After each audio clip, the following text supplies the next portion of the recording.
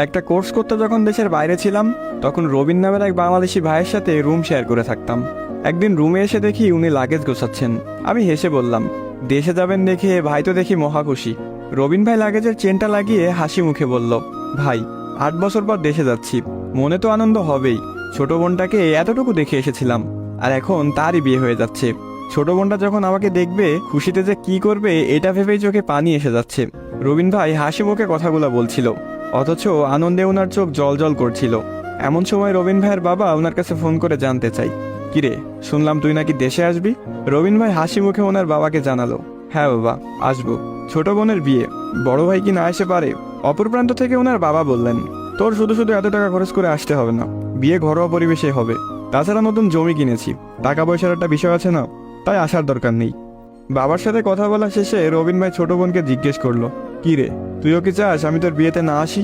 ছোট বোন বলল, এমনিতেই বাবা অনেক টাকা পয়সা খরচ করেছে, 400 লোকের খাওয়ার ব্যবস্থা করেছে, গরু খাসি কিনে এনেছে, এ অবস্থায় তোমার এত টাকা খরচ করে দেশে আসতে হবে না। রবিন ভাই ফোনটা রেখে যখন লাগেজের কাপড়গুলো নামাচ্ছিল তখন আমি ওনাকে জিজ্ঞেস করলাম, ভাই আপনি কি দেশে যাবেন না? চোখের জল মুছতে মুছতে রবিন ভাই বললেন, বাবা বিয়েতে আয়োজন করেছে 400 লোকের, আমি গেলে তো 401 জন হয়ে যাবে, একজনের দায়িত্ব বাবা নিতে পারবে না, তাই যাব না। সেদিন নিজ চোখে একজন প্রবাসীর কষ্ট দেখেছিলাম একজন প্রবাসীর সাথে তারই কাছের মানুষগুলো কেমন নির্মম আচরণ করে।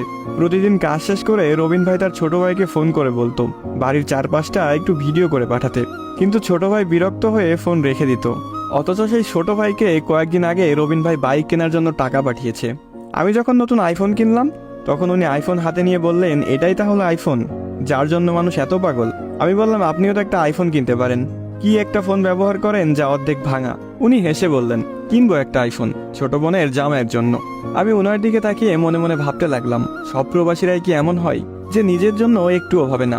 প্রতিদিন রাতে রবিন ভাই খুব কাশতেন। একদিন ওনাকে বললাম, ভাই এবার তো ডাক্তার দেখান, আপনার শরীরের অবস্থা খুব একটা ভালো না। উনি কাশতে কাশতে বললেন, এখানে ডাক্তার দেখাতে যে টাকা খরচ হবে তা দিয়ে বাবা নতুন একটা জমি কিনতে পারবে। আমি রেগে বললাম, ভাই তাই বলে নিজের জন্য কিছুই করবেন না?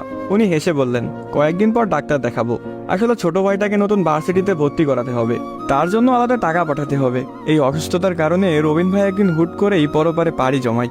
ফোনে তার বাবাকে বিষয়টা জানালাম, তখন উনি খুবই কান্না করছিলেন। কিন্তু যখন বললাম আমি লাশটা দেশে পাঠানোর ব্যবস্থা করছি, কিন্তু লাশ দেশে পাঠাতে 2.5 লক্ষ টাকা লাগবে, আপনারা টাকার ব্যবস্থা করুন, তখন ওনার গলার স্বর যেন কেমন পাল্টে গেল। উনি আমতা আমতা করে বললেন, এত টাকা?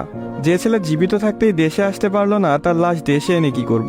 তোমরা ওখানেই কিছু একটা ব্যবস্থা করে ফেলো, শেষবারের মতো ভিডিও কলে আমার ছেলেটার মুখটা একটু দেখাও। আমার তখন ইচ্ছা করছিল উনার মুখে থুতু মারি, যে কিনা নিজের সন্তানকে টাকা বানানোর মেশিন ছাড়া আর কিছুই ভাবতো না।